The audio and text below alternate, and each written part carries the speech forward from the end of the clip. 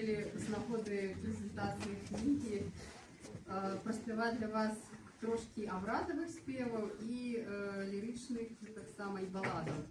Ось. Ну, обради у нас невеликий вибір, і поскольку вже напереді вже маслениця почалася, напереді Хані, ось, то ми проспіваємо несколько песен весновых, и хотелось бы трошечки окунуть вас в атмосферу весны, разлива у рек на Туровщині, и можно включить фотоздимочки, трошечки вас потешить весною.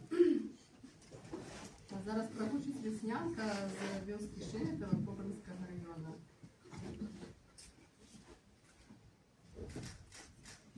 Ой, ти соловейко, ой, ти рана пташко, налалом, налалом, ти рана пташко.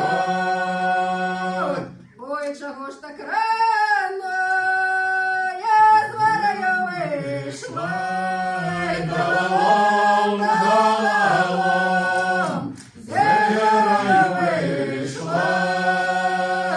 Не сама я вийшла, Господь мене вислав, налалом, налалом, Господь мене вислав. А вже недалечко, червона яєчко, налалом, налалом, червона яєчко. Дай Боже дождати, яйко коштувати, налалом, налалом, яйко коштувати. Дай на ганку сісти, гета яйко з'їсти, налалом, налалом, гета яйко з'їсти. Ой, дав Бог і ключик,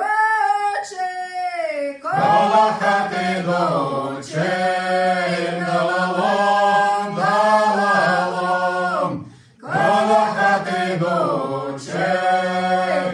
Зиму замикати, літо вмикати, налалом, налалом, літо вмикати. Хлопцям на кійочки, корови пасти, налалом, налалом, корови пасти.